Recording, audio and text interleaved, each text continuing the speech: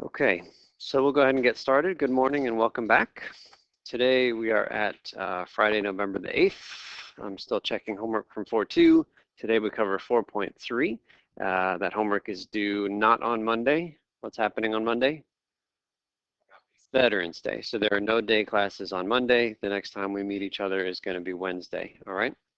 You guys are going to cry yourself to sleep every night between now and then until we see each other again on Wednesday, but you'll get through it. And just one other thing while we have the calendar here, quiz number 3 is coming up. When is this? Next Friday, 1 week from today is our third quiz. Lots of practice problems inside of the blue packet, lots of practice problems inside of the yellow QEF packet, okay? So study, study, study for that quiz. And we'll go ahead and start here on page 192. Up here at the top, the standard refrain about where you can go for practice for quiz number 3. And we're going to begin here with the objective. Dwight. It's in the middle. Yeah.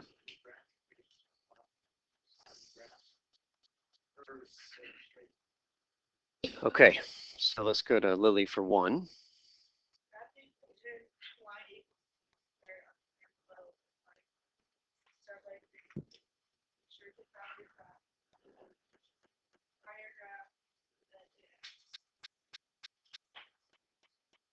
Okay, so we're going to graph this new function. Sorry, I don't have that word. We're going to graph this new equation, y equals 2x squared. Come on in. And we're going to graph it here. And for the first time, we're going to be graphing something that isn't a line. And what we're going to do is make a table. Whenever you're going to graph something that you don't quite know what it looks like yet, you make a table. So let's make a table here. I'll make my table as a column. You can make it with rows if you prefer. And we're going to pick the x values that we see already given to us in this empty grid. So -3, -2, all the way down to +3.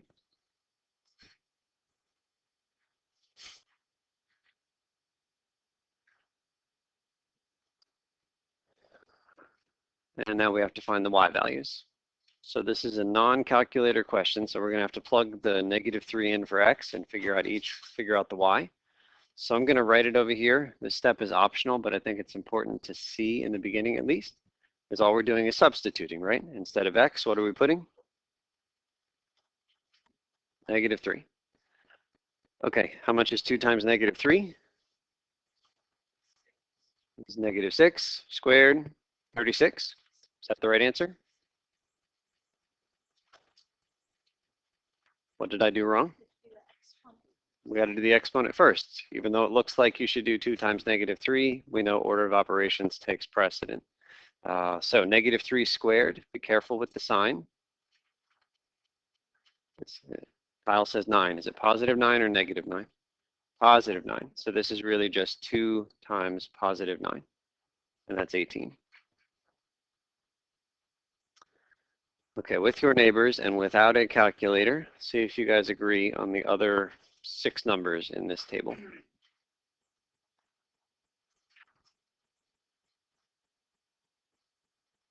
Once everybody at your table agrees on all the values in the table, you're going to plot 7 different points.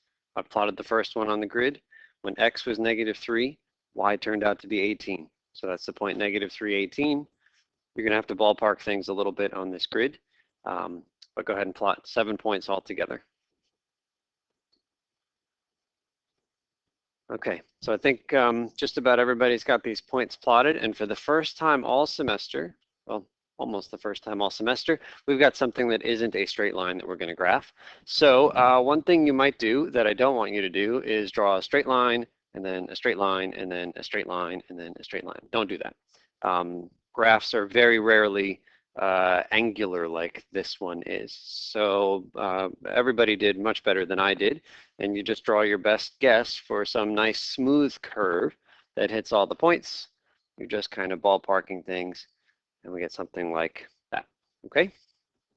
So that is the graph. And then we'll do part B together. Oh, by the way, this is beyond the scope of the course, but does anybody know the name of that graph? It's a parabola. Good.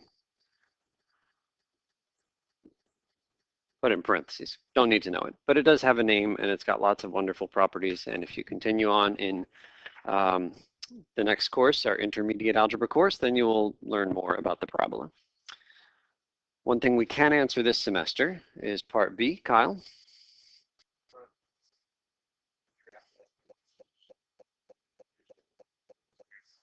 Okay, so let's try this one. So we're using the graph, so we're not going to be doing strict algebra right now. 2x squared equals 12. One side of that equation should look familiar from this problem. What have we already played around with a bunch in this problem? The 2x squared. We just graphed y equals 2x squared. So this equation down here is really saying cross off which letter and make it a 12. Cross off the y and make it a 12. Yes, that's what that equation is. So we're really saying y equals 12. Okay, I can find all the places where y is equal to 12. I'm going to go to the y-axis. I'm going to find 12. Is y equals 12 above or below this thing between 10 and 15? It's below, right? Because that's 12 and a half. Okay, so roughly here is 12. Now that's just one spot where y is equal to 12, but there's a whole line of spots where y is equal to 12. And how many times does that line hit the curve? Twice. And so we go to those 2 points, this guy here and this guy here. And now where do we go? We go straight down. We got to go to the y-axis. Sorry, we got to go to the x-axis. And then you're going to read off the numbers that you get. Now the numbers that you get are going to be slightly different than the numbers that I got, because our graphs are going to look a little bit different, and that's okay. There's room for error here. And in fact, I know I've definitely made a mistake because this graph is symmetric, right? It's the same on either side of the y-axis. But look, my first answer is like negative 2.4, but my second answer is like 2.6. I mean, they should have been the same number, but one negative and one positive. So if your graph is looking better than mine, you might have the same number on both sides. But I will estimate, because I drew a graph not very well, I'll say something like x equals negative 2.4 or positive 2.6. You write down different numbers. Write down the numbers that you have on your graph. But hopefully we all have something right around 2.5-ish. Is that fair?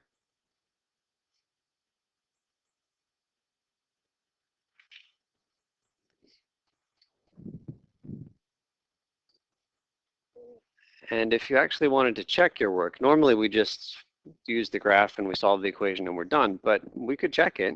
You could solve 2x squared equals 12 algebraically without referencing the graph at all. What would you do first? Divide both sides by 2. So x squared is 6. And then take the square root of both sides. What did I forget to do?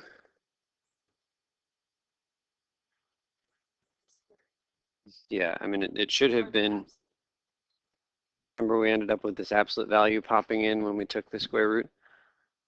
So this tells me that x is equal to the square root of 6 or negative square root of 6. And we can type that onto a calculator and that will give us an estimate. Okay, Olivia's typed it in, so we'll just write it. What did you say it was? 2.45 or negative 2.45.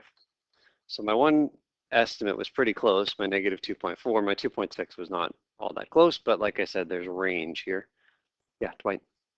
Plus minus the same as the absolute. It's not the same as the absolute. It's not the same as the absolute value, but I'll say it's a consequence of the absolute value. If I asked you for any number x whose absolute value is 4, can you tell me the two answers? Right. So it's a consequence, but I wouldn't say it's the same. It's just that we're solving this equation, and every equation we have has this absolute value x, so that always goes to the plus or minus. Yeah, there's two answers. I mean, you could see the two answers on the graph.